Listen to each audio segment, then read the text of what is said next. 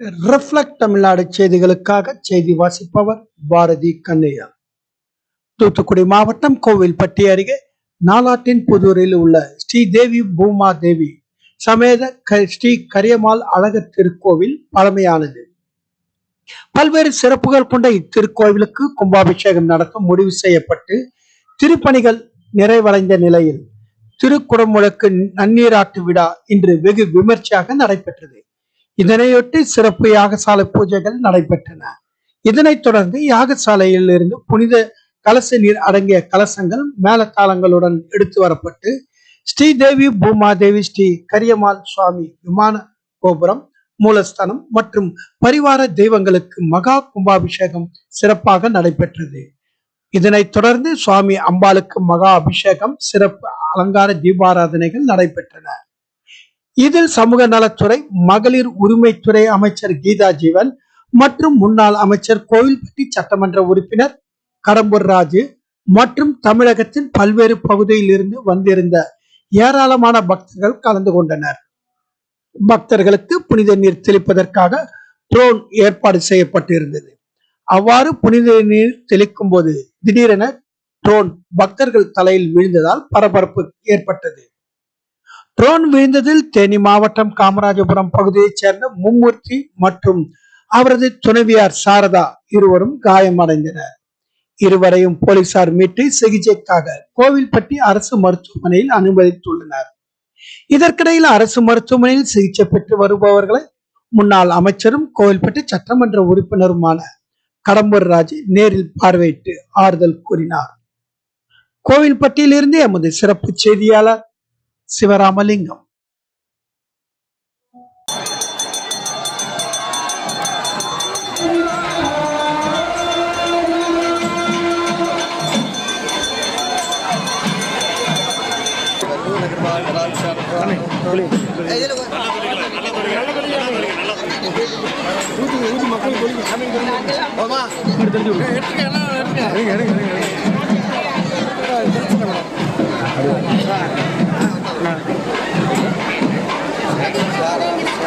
அண்ணா எங்கிட்டு வாங்க.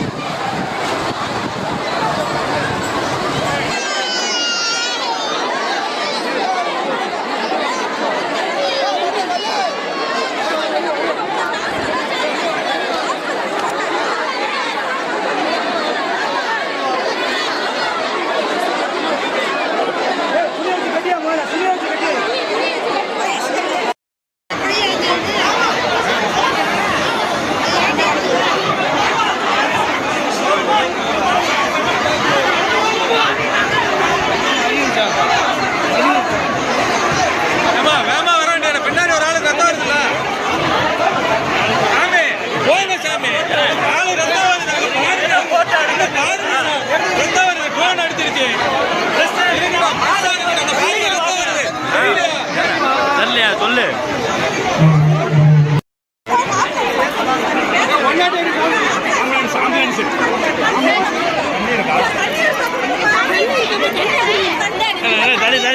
தண்ணி கொடுங்க தண்ணி கொடுங்க.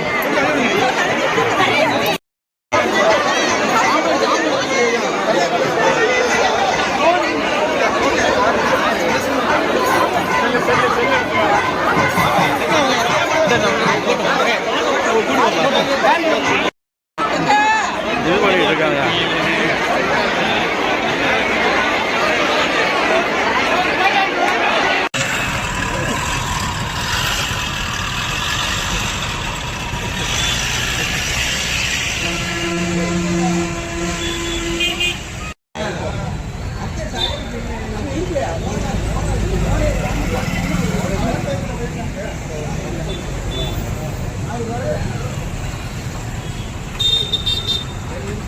ஐயா சரி சொல்லுங்க.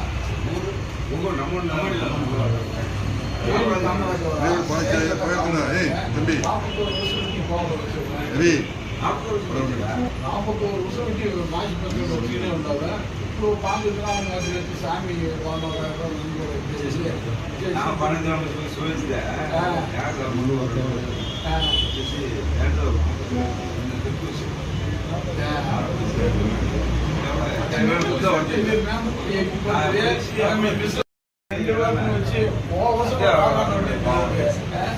அது மாதிரி 4 பேர் 5 பேருக்கு கலவு 2 பேர் அதே மாசம்